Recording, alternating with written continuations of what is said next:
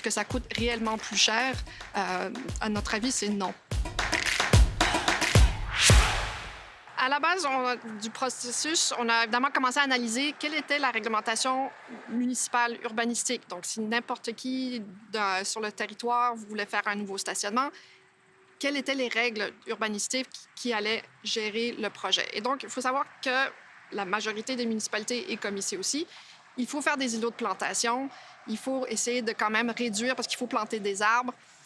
Donc, on part, c'est pas comme si on essayait de faire ça il y a 15 ans, on part au moins avec une meilleure base maintenant. Il y a des besoins qui sont établis et qui disent, vous devez planter des arbres. Faire des îlots de plantation et planter des arbres.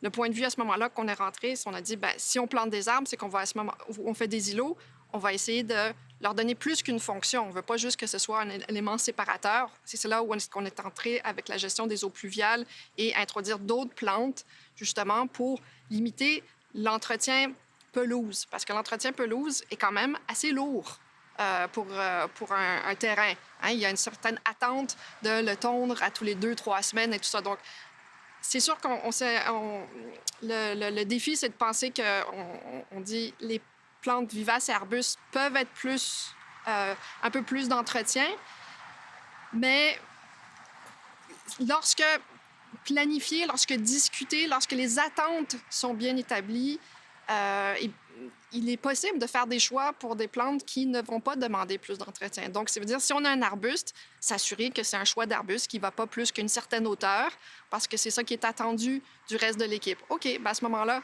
mais ça veut dire qu'on le laisse à cette hauteur-là. On ne va pas commencer à le retailler à 30 cm du sol à chaque année. On va le laisser se développer et à ce moment-là, il n'aura plus vraiment besoin d'entretien. Donc, la notion d'entretien, c'est des anciennes habitudes de dire que tout doit être taillé régulièrement, tout le temps, à des moments très, très, très précis.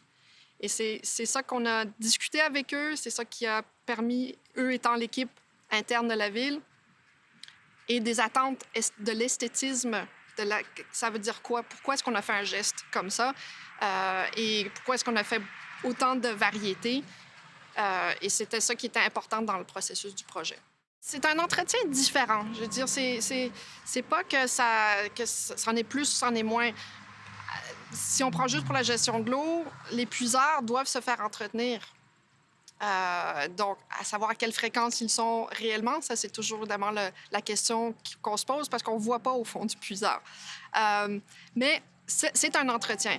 Tandis que quand on fait des aménagements, comme on voit en arrière, pour la gestion de l'eau, il y a un entretien qui doit être fait, oui. C'est des équipes différentes. Donc, quand on parle d'entretien, c'est pas que ça nécessairement que ce soit plus complexe en entretien, c'est que ça part plus d'un, peut-être, département au niveau de la voirie quand on parle des puiseurs. Et maintenant, quand c'est dans l'aménagement en surface, donc les végétaux, à ce moment-là, une partie de ce travail-là de gestion de l'eau de pluie se ramasse plus dans l'équipe d'aménagement ou d'horticulture. Donc, c'est juste parce que tout à coup, il y a deux services qui se parlent plus fréquemment par rapport à un espace. Mais bon, on est dans un monde multidisciplinaire et maintenant, ça devrait être fait naturellement. Étant donné que le projet a été conçu comme ça, donc avec l'ingénierie, avec l'urbanisme, avec la chef des travaux publics, ça a permis quand même de régler certains points. Alors, est-ce que ça coûte vraiment plus cher? Il n'y a pas vraiment d'études qui le démontrent en ce moment-ci et les municipalités font beaucoup d'efforts pour pouvoir partager ces informations parce que c'est un souci. À Granby, il y a une des rues qui a été refaite dans les dernières années. Ils ont suivi le coût d'aménagement, l'entretien des aménagements dans les premières années.